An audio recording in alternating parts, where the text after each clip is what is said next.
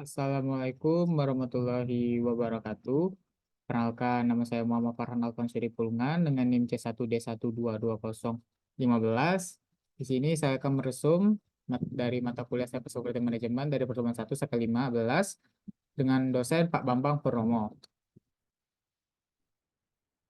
Yang pertama itu apa cyber security? Cyber security atau keamanan cyber adalah praktik melindungi sistem komputer, jaringan perangkat, dan data dari serangan akses tidak sah, kerusakan, atau pencurian.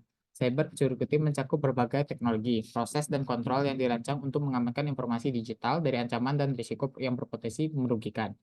Elemen utama cyber security itu ada 6, yaitu keamanan jaringan, keamanan aplikasi, keamanan informasi, keamanan operasional, pemulihan bencana dan pencegahan keberlangsungan bisnis, dan terakhir yaitu pelatihan dan kesadaran pengguna. Selanjutnya ada manfaat cyber security. Yang pertama itu ada perlindungan data pribadi, yang contohnya itu ada keamanan informasi pribadi, privasi. Yang kedua ada keamanan bisnis, contohnya itu menghindari kerugian finansial, keberlangsungan operasional, reputasi, dan kepercayaan. Yang ketiga ada keamanan nasional, contohnya itu perlindungan infrastruktur kritis dan pertahanan terhadap ancaman nasional. Selanjutnya ada materi pentingnya data center disaster recovery. Data center disaster recovery atau GR atau pemulihan bencana pusat data adalah proses kebijakan dan prosedur yang berkaitan dengan pemulihan infrastruktur, teknologi, dan operasi pentingnya yang didukungnya setelah terjadi bencana atau gangguan besar. Pentingnya data center disaster recovery ini sangatlah krusial bagi kelangsungan bisnis dan operasional suatu organisasi. Berikut adalah penjelasan mengenai pentingnya data center disaster recovery. Yang satu ada kelangsungan bisnis. Contohnya itu ada minimalkan downtime, operasional tanpa gangguan.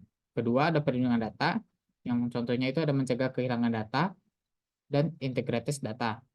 Ketiga ada keamanan dan kepatuhan, contohnya itu kepatuhan regulasi dan keamanan data. Selanjutnya ada beberapa serangan di dalam cyber security. Yang pertama ada malware, virus, contohnya itu program berbahaya yang menempel pada program atau file lain dan menyebar ke komputer lain, sering merusak data atau sistem. Yang kedua ada worms, program yang dapat mengandalkan diri dan menyebar melalui jaringan tanpa memerlukan interaksi pengguna. Contoh kedua yaitu ada phishing. Contohnya phishing ini adalah email phishing yang sering terjadi, yaitu mengirim email yang tampak resmi untuk menipu pengguna agar memberikan informasi sensitif seperti kata sandi atau nomor kartu kredit. Yang ketiga ada man in the middle. Contohnya itu ada eavesdropping. Penyerang menyadap komunikasi antara dua pihak untuk mencuri atau memodifikasi data yang dikirimkan.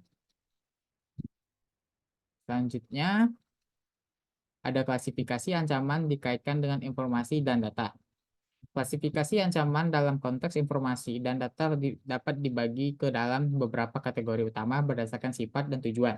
Dari ancaman tersebut, berikut ini adalah klasifikasi umum ancaman yang terkait dengan informasi data. Pertama, ada ancaman berbasis malware. Contohnya itu ada virus dan worms. Yang kedua, ada ancaman berbasis jaringan. Ada denial of service atau DOS atau bisa dibilang serangan yang mencoba membuat layanan atau sumber daya tidak tersedia dengan membanjiri jaringan dengan lalu lintas berlebihan.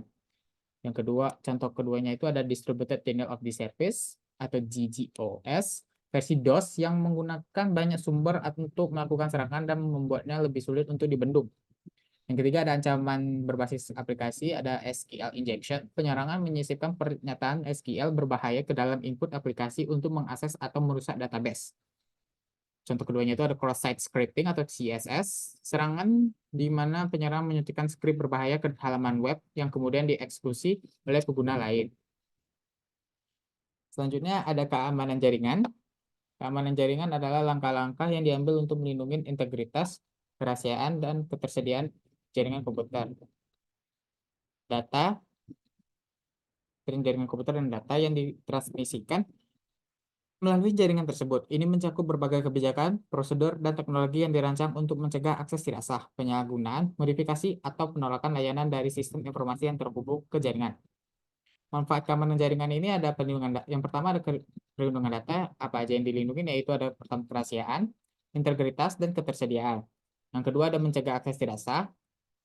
Contohnya itu kontrol akses, menggunakan mekanisme seperti kata sandi, autentikasi dua faktor, dan identifikasi biometrik untuk memastikan hanya pengguna yang sah yang dapat mengakses jaringan.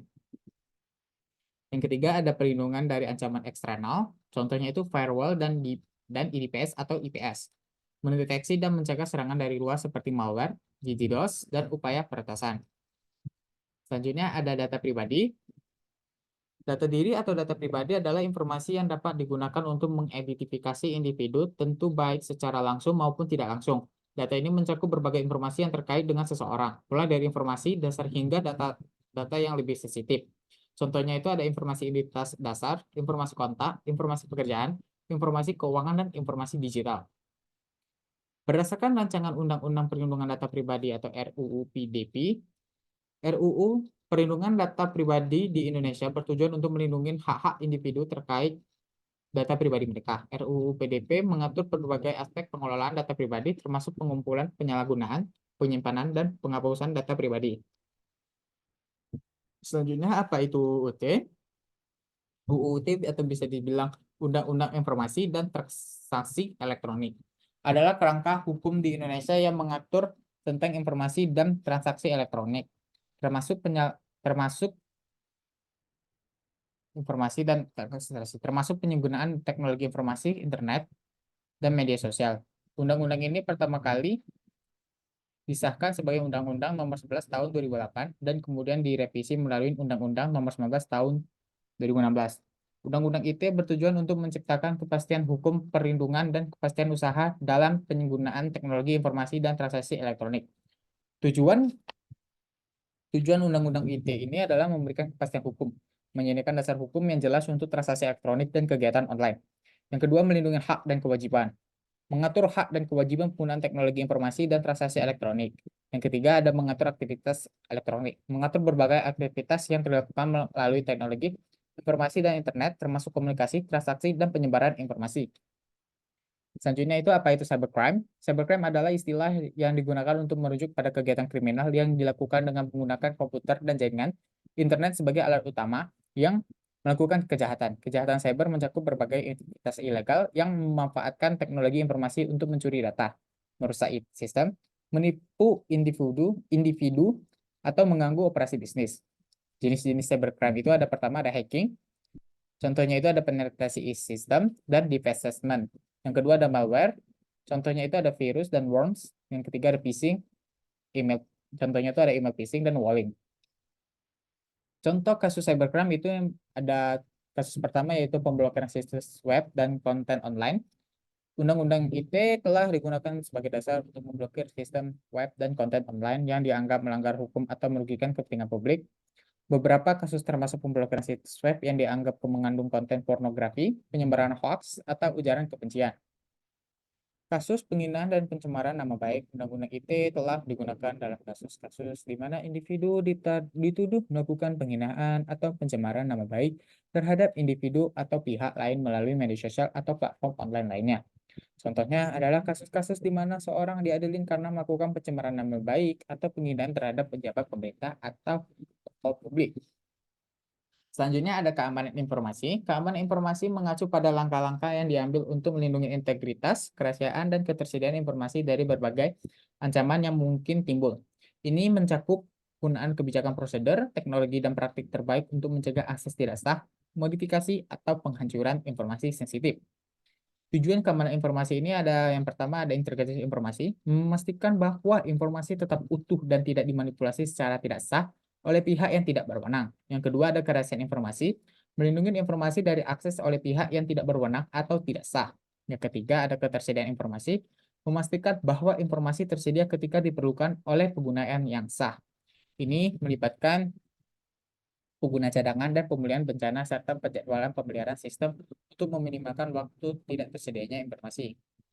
Selanjutnya ada ancaman keamanan informasi. Ancaman adalah suatu aksi atau kejadian yang dapat merugikan perusahaan yang dapat merugikan perusahaan.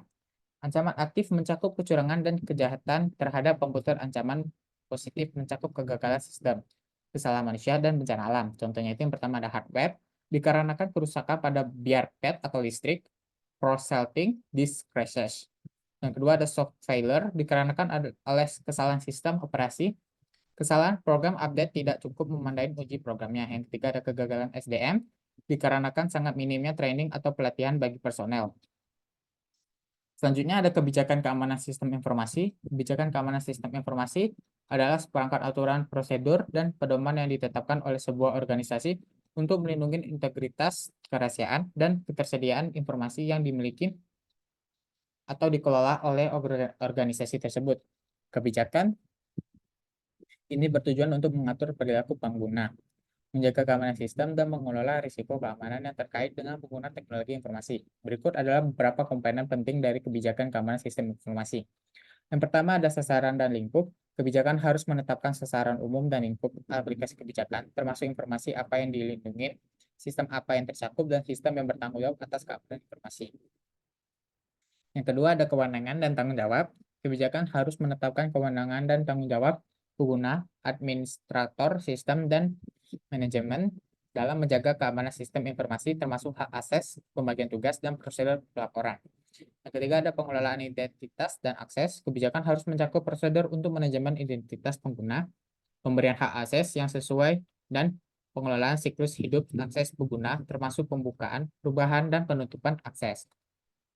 Prinsip dasar perancangan sistem yang aman. Prinsip dasar perancangan sistem yang aman bertujuan untuk memastikan bahwa sistem informasi dan teknologi yang dibangun memiliki tingkat keamanan yang tinggi dan dapat melindungi informasi sensitif. Dari berbagai ancaman, berikut adalah beberapa prinsip dasar dalam perancangan sistem yang aman. Pertama, kebutuhan keamanan yang terintegrasi. Keamanan harus dipertimbangkan sebagai bagian integral dari seluruh siklus pengembangan sistem, mulai dari perencanaan hingga pensiun sistem. Yang kedua ada prinsip kepentingan terkecil atau least privilege. Prinsip ini mengamatkan bahwa setiap entitas dalam sistem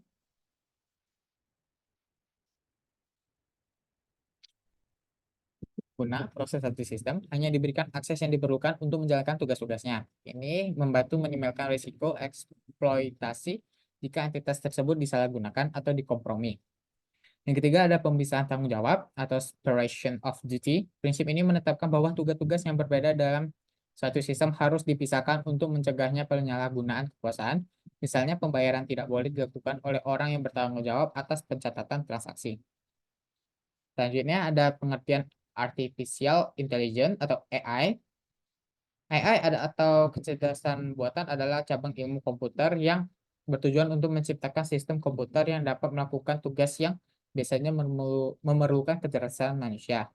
Tujuan utama dari AI adalah untuk mengembangkan sistem yang mampu belajar dari pengalaman, menyesuaikan diri dengan perubahan lingkungan, dan menyelesaikan tugas-tugas yang kompleks secara otonom.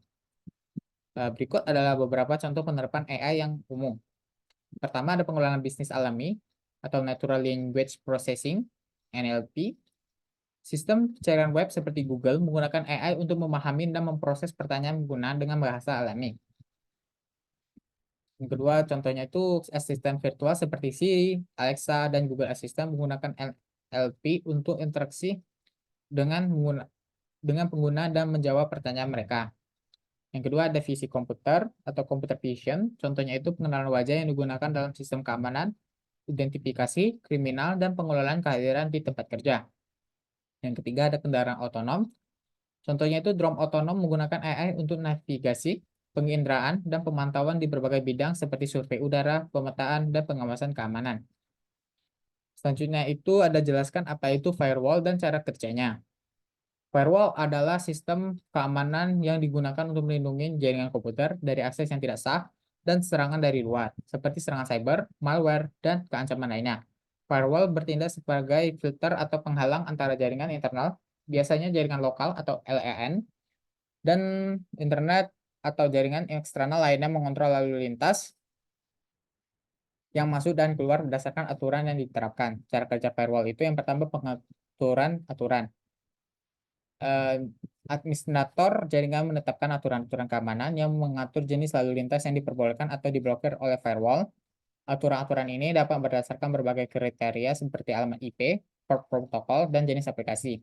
Yang kedua ada pemeriksaan paket. Ketika paket datang melewati firewall, firewall memeriksa header dan payload paket untuk menentukan apakah paket tersebut memenuhi syarat untuk melewati atau harus ditolak berdasarkan aturan yang telah ditetapkan. Stateful inspection, firewall modern menggunakan teknik stateful inspection untuk memantau status koneksi dan memahami konteks lalu lintas data. Dengan cara ini, firewall dapat membuat keputusan berdasarkan sejarah koneksi dan melacak apakah suatu paket sesuai dengan koneksi yang telah didirikan sebelumnya. Selanjutnya ada perusahaan yang bergerak di bidang firewall. Yang pertama ada Cisco System. Cisco adalah salah satu penyedia solusi keamanan jaringan terbesar di dunia, termasuk firewall. Mereka menawarkan serangkaian produk firewall yang mencakup perangkat keras seperti Cisco SEA dan perangkat lunak seperti Cisco Firewall Threat Defense. Perusahaan kedua yaitu ada Palo Alto Networks. Palo Alto Networks adalah perusahaan yang terkenal dengan solusi firewall berbasis aplikasi. Produk utama mereka adalah Palo Alto Networks Next Generation Firewall atau disingkat NGFW yang menggunakan teknologi pemrosesan lalu lintas aplikasi untuk mengontrol dan melindungi jaringan dari ancaman cyber. Perusahaan ketiga itu ada Fortinet. Fortinet adalah penyedia solusi keamanan jaringan terpadu yang mencakup firewall, antivirus, anti-spam, dan fitur keamanan lainnya. Produk utama mereka adalah FortiGates yang merupakan firewall berbasis perangkat keras yang mencakup berbagai fitur keamanan. Selanjutnya ada sejarah cybercrime.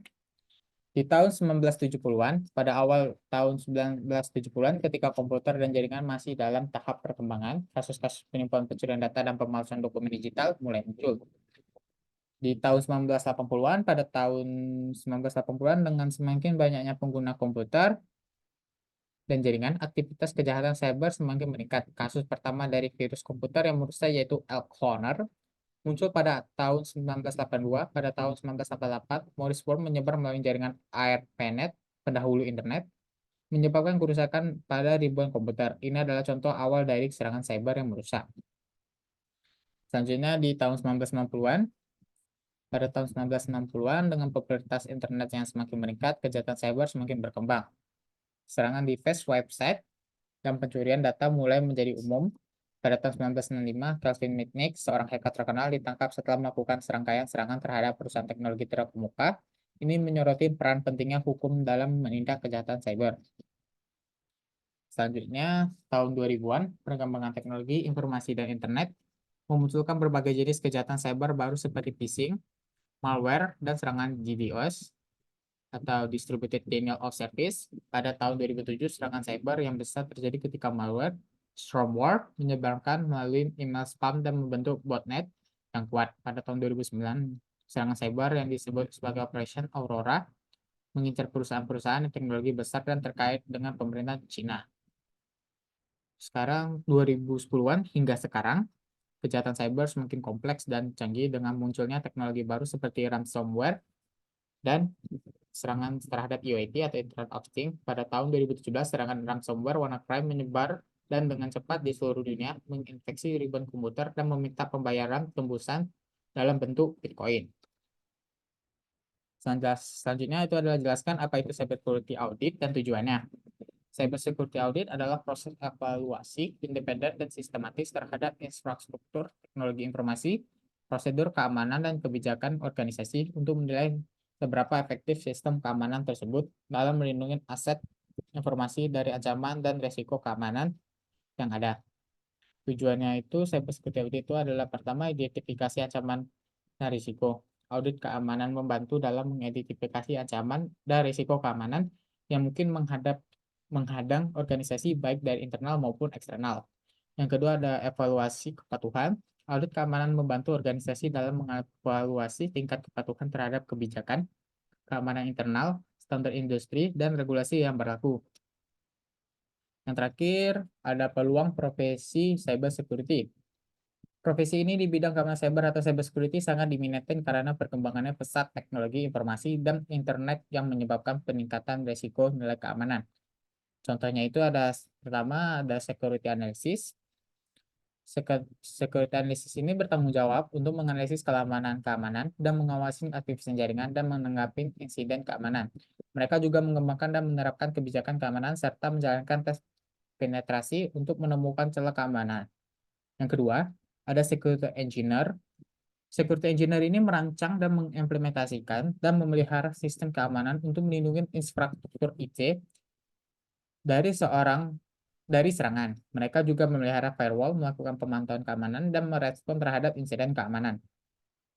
Yang ketiga ada penetration tester atau ethical hacker. Penetration tester melakukan serangkaian tes penetrasi terhadap sistem dan aplikasi untuk menemukan celah keamanan. Mereka bertindak sebagai hacker etis yang menggunakan teknik yang sama dengan penyerang untuk menemukan dan mengatasi kerentanan. Saya kira cukup sampai sini. Mohon maaf apabila ada kesalah kata atau tidak terdengar suaranya. Wassalamualaikum warahmatullahi wabarakatuh.